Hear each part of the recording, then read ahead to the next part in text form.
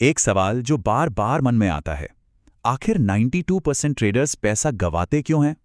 तो चलिए आज उस एक नियम को समझते हैं जो शायद सफल 8% ट्रेडर्स की दुनिया का दरवाजा खोल सकता है।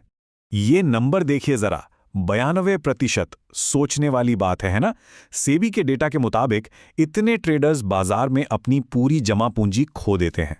अक्सर सारा ध्यान इस बात पर होता है कि अगला जीतने वाला ट्रेड कैसे ढूंढा जाए, लेकिन असली सवाल शायद ये होना चाहिए कि इतने सारे लोग बाजार में टिक ही क्या नहीं पाते। देखिए, इसका जवाब अक्सर बाजार की चाल में नहीं, बल्कि उन छोटे छोटे साइकोलॉजिकल ट्रैप्स में छिपा होता है जो धीरे धीरे करके सारी कैपिटल को खत्म कर देते हैं। इसे ऐसे सोचिए, जब भी कोई ट्रेड भावनाओं में आके लिया जाता है ना, तो एक अदृश्य साइकोलॉजी टैक्स चुकाना पड़ता है, जो किसी भी ब्रोकरेज या चार्ट से कहीं ज्यादा महंगा पड़ता है। अब इन चुनौतियों को देखकर ज्यादातर लोग एक ही चीज करते हैं, एक ऐसे परफेक्ट समाधान की तलाश जो कभी फेल ना हो। लेकिन मजे की बात यह है कि ये खोज ही अपने आप में एक बहुत बड़ा जाल है। और यहीं से ट्रेडिंग की सबसे आम और सबसे खतरनाक गलत फहमी पैदा होती है।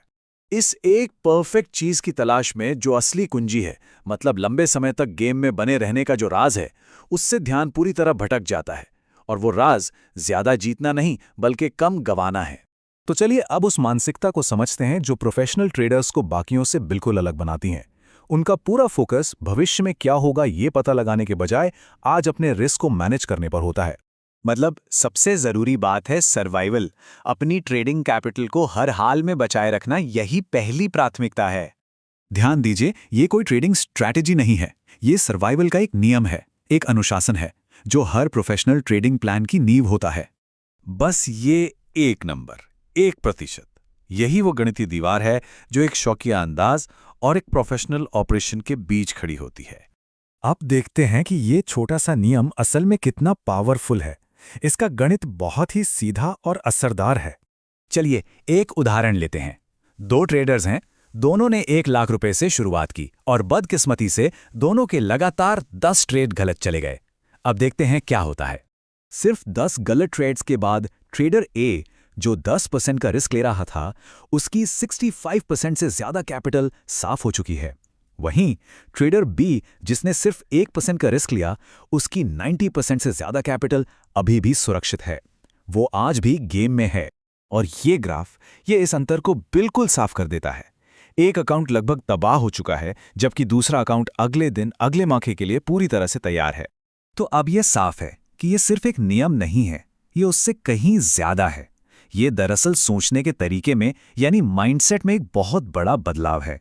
तो आखिर में बात इस पर आती है कि इस नियम के पीछे के लॉजिक को पूरी तरह अपना लिया जाए और इसे अपनी ट्रेडिंग का एक ऐसा हिस्सा बना लिया जाए जिसके साथ कोई समझौता न हो।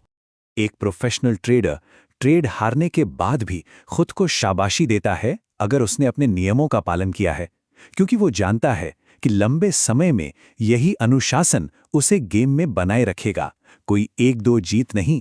तो यहां एक सवाल सोचने जैसा है, असल लक्ष्य क्या होना चाहिए? एक परफेक्ट ट्रेड ढूंढना या फिर एक ऐसा सिस्टम बनाना जो 100 गलत ट्रेड्स को भी आसानी से झेल जाए? इस सवाल का जवाब ही उन 92% लोगों को उन कामयाब लोगों से अलग करता है जो बाजार में टिके रहते हैं, और 1% के नियम को अपनाना उसी कामयाबी की नींव रखने जैसा है।